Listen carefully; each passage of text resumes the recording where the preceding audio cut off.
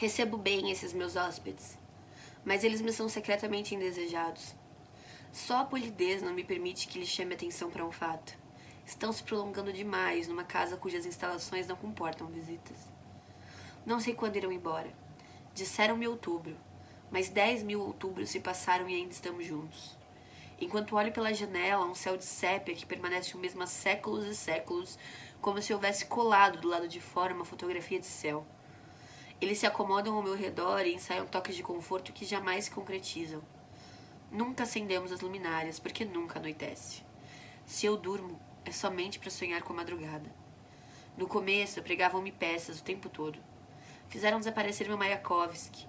Uma vez inspiraram meu sono para descosturar todos os cortes que eu mesmo costurara ao longo da vida. E desde então estou sangrando de cada um deles outra vez. E quando o sangue todo acabar, não vai doer mais, eles dizem. Só que isso foi há uns 80 anos. Meu Deus, eu nem sei. Tinha alguém igual a mim, igualzinho a mim, sentado naquela poltrona de canto.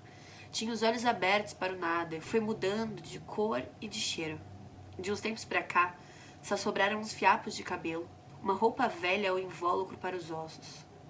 Até eles amareleceram. É tudo muito sépia aqui.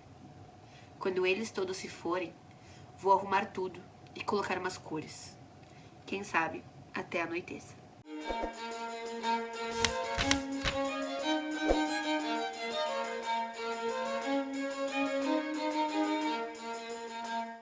Bem-vindos ao B de Barbara. Hoje eu vou falar com vocês sobre Os Doentes em Torno da Caixa de Mesmer e Ruibarbo do Deserto, do autor Léo Tavares. Bom, esses dois livros me foram enviados no começo da quarentena pelo autor. Ele entrou em contato comigo, perguntou se podia enviar e eu achei extremamente carinhosa a forma como ele fez esse envio. Ele teve o cuidado de dedicar e autografar os dois livros e eu acho que existe uma diferença, assim, existem dedicatórias burocráticas, existem dedicatórias que você vê que teve um pensamento maior no texto, que é o caso do Léo. E para além disso veio uma carta também aqui, que eu não vou mostrar, é claro, mas eu vou colocar aqui dentro, e que já de alguma forma, me fizeram atentar mais para esses livros do que para outros livros que eu recebi nesse período. E logo em seguida eu consegui pegar o Ruibarbo do Deserto, que inclusive veio com um caderninho também, que o Léo mandou, que tem a capa do Ruibarbo. E aí quando eu peguei esse livro, eu não sabia muito o que esperar, assim, pra você ter uma noção, eu não li nada, né? Eu não li sobre o que era o livro, e aí eu comecei a ler achando que era um romance, aí no terceiro conto eu falei, tá, não é. Porque no segundo conto eu pensei, ok, talvez seja uma mudança de narrador. No terceiro eu falei, não, são livros de contos. Aí eu voltei. Falei, legal, um livro de contos. E aí depois de algum tempo eu fui pros Doentes na Caixa de Mesmer. Esse livro aqui eu demorei a ler, não porque eu não estivesse gostando, mas é porque ele tem contos muito pequenininhos. E eles me exigem mais espaçamento de um para outro para continuar a leitura. Eu achei curioso comentar isso com vocês, foi a minha primeira experiência lendo contos tão curtinhos. Esse que eu li agora no começo chama Os Hóspedes, e eu li o conto todo. Então, muitas vezes me necessitava de um tempo de elaboração entre um conto e outro. Então, mesmo sendo um livro curtinho, ele acabou demorando. Eu acho, inclusive, que eu demorei mais pra ler ele do que o Ruibarbo. Mas, enfim. E aí, trouxe aqui pra vocês nessa resenha dupla. Eu vou apresentar eles de ordem, então, cronológica. Os Doentes em Torno da Caixa de Mesmer foi o livro de estreia do Léo. E ele ganhou o prêmio Festipoa Literária na categoria Livro Vencedor do concurso Contista Estreante. Vem aqui o selo atrás. Não sei se vocês conseguem ver.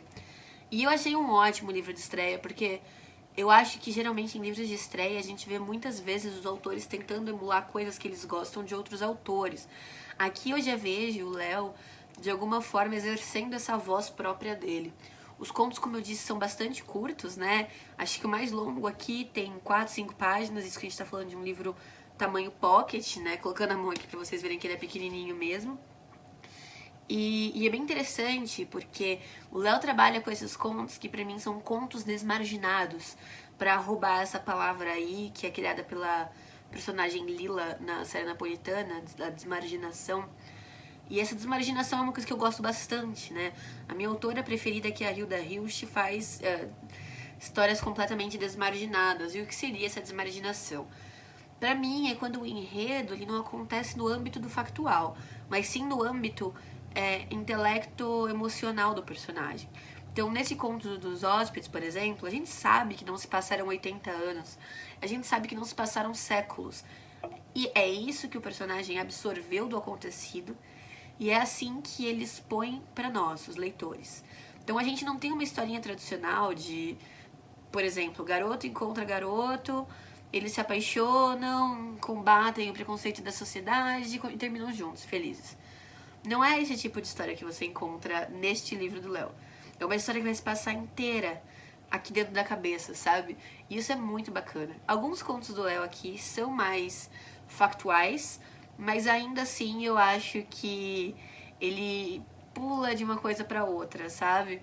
É quase como uma exceçãozinha dele, mas que ele não conseguisse deixar de usar essa forma de narrativa.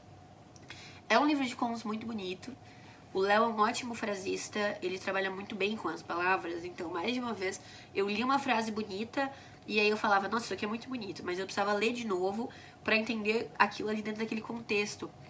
E geralmente o que me incomoda em bons frasistas é que muitos deles se apoiam numa construção bonita de palavras, mas que muitas vezes está esvaziada de sentido. Então, quando você lê 2, 3 vezes, você percebe que aquilo ali é só uma carcaça, é só um invólucro. Quando na questão do Léo aqui, a gente tem frases muito bonitas que dizem muita coisa. Então é o tipo de frase que ficava comigo e que eu ficava pensando e aplicando em momentos da minha vida e falando, nossa, foi assim que eu me senti e eu não tinha as palavras pra dizer. E agora o Léo me deu, sabe? Ou tipo, ele me apresentava um sentimento e eu falava, nossa, que sentimento complexo. E eu começava a buscar, sabe? Se eu já tinha sentido algo como aquilo. Então, eu acho que é uma qualidade e tanto. Esse aqui eu acho um livro bom, né? Não foi o livro do Léo pelo qual eu me apaixonei, mas o Rui Barba do Deserto. Aí muda um pouco de figura. Esse é um livro um pouco mais lapidado, eu diria. O Léo tem contos muito mais com enredos, né, com margens, né, não desmarginados agora, com exceção do Éguas, que é um conto que eu gostei muito, e aí até quando eu terminei de ler, eu postei um trecho no Instagram, e o Léo disse pra mim, nossa, poucas vezes as pessoas comentam desse conto, e é um dos contos mais bonitos pra mim. Exatamente por causa dessa desmarginação, né? Aqui no Rui Barbo, ele é a exceção. A gente vai ter, então, contos mais factuais. Muitos desses contos, se não todos, eu acho que todos, são atravessados por questões artísticas, né?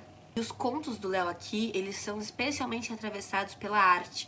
E aí eu vou pedir uma pausa aqui pra eu falar pra vocês sobre o autor e eu já volto pro livro. Aqui na orelha, né, vocês não vão conseguir ver a foto direito do Léo, mas enfim, aqui depois de falar desse primeiro livro, que ele nasceu em São Gabriel, diz assim, é também artista visual e atualmente curso doutorado em arte na Universidade de Brasília, onde desenvolve pesquisa na linha Poéticas Contemporâneas acerca do diálogo entre palavra e imagem. Então, assim, faz muito sentido que a criação do Léo seja tão boa em criar essas imagens pra gente e que a arte atravesse a sua literatura nas mais diversas formas, na fotografia, na arte plástica, como música, ou mesmo uma arte, digamos, histórica, né? Eu acho que nos 2 livros ele fala do Egito Antigo, então me parece um tema que ele gosta bastante. O Léo faz umas caixinhas assim com textos, mas ele trabalha a composição do texto no espaço, né? Eu vou tentar deixar aqui pra vocês aparecendo algum desses trabalhos do Léo, vamos ver se eu consigo fazer isso na edição. Mas em Rui Barba do Deserto, o que me apaixonou é que o Léo tem personagens bastante diferentes entre si, personagens que se encaixam e não se encaixam na sociedade, que são inseridos diretamente num convívio artístico, ou que são pessoas comuns que entram em contato com uma foto, com uma música, com o gosto do tio pelas pirâmides do Egito. Então, é muito interessante para mim que gosto de tantas artes também e vendo esses atravessamentos, né, em todas essas vidas tão diferentes. E esses atravessamentos com certeza são bastante melancólicos, né? São pessoas que de uma forma ou de outra tem essa sensibilidade com a arte, para a arte, e que faz delas pessoas mais sensíveis, né?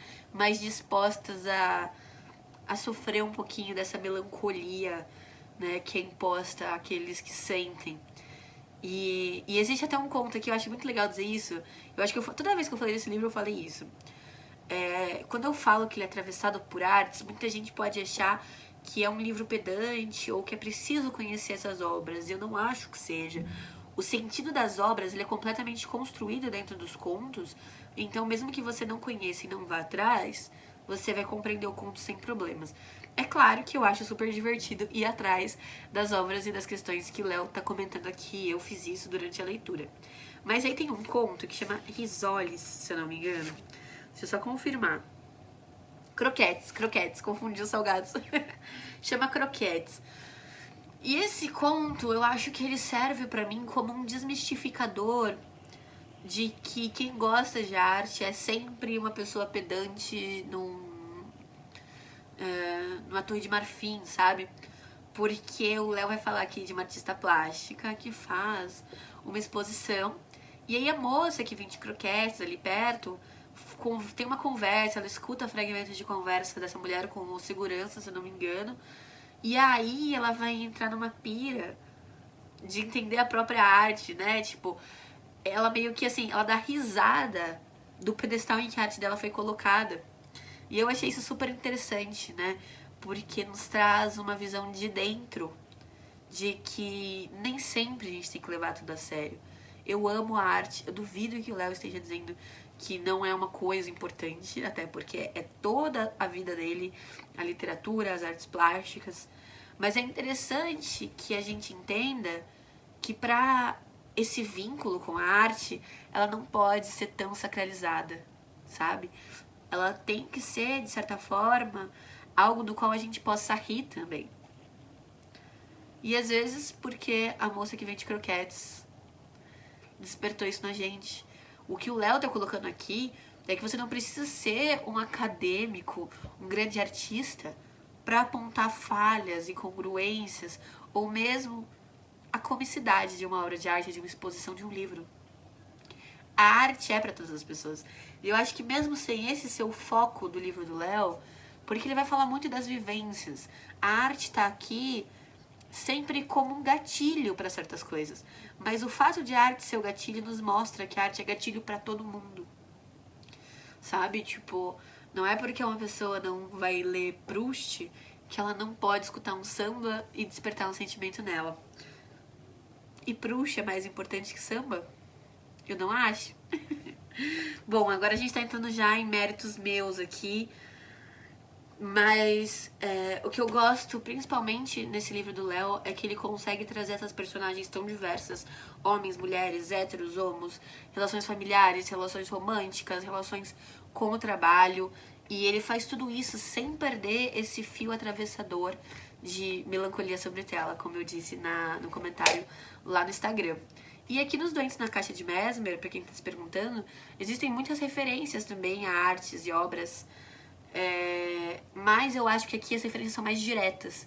Eu acho que isso foi uma coisa, por exemplo, que o Léo lapidou. Aqui, por exemplo, tem um conto chamado Ana, As Pessoas Boas Escutam Beethoven. Então são referências muito mais diretas, muito mais dadas, muito mais explícitas. Em Rui Barba do Deserto, elas estão colocadas ali no meio, exatamente como esses gatilhos que eu comentei. E por isso que eu acho um livro mais lapidado. Apesar de que Égua foi um dos contos que eu mais gostei e que se relaciona mais com outro livro. O Léo já me adiantou que ele tá escrevendo o próximo livro, ele disse que vai me enviar e eu fico muito contente de poder acompanhar também essa trajetória de um autor nacional. Eu já sou fã, confesso pra vocês. Queria também fazer um comentário aqui, tem uma piada que eu faço lá no Instagram, que é que a Natália Borges, eu faço o bingo da Natália Borges Polesso. A Natália assina as duas orelhas desses dois livros e também é legal ver como mudam as visões da Natália sobre a escrita de um jeito positivo também.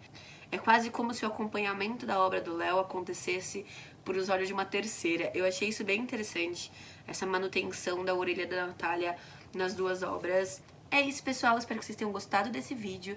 Se vocês gostaram, se inscrevam no canal, clicando na bolinha com o meu rosto, que vai aparecer aqui na tela. Não esqueçam de deixar aquele like para ajudar a divulgação no canal. Um beijo e até a próxima.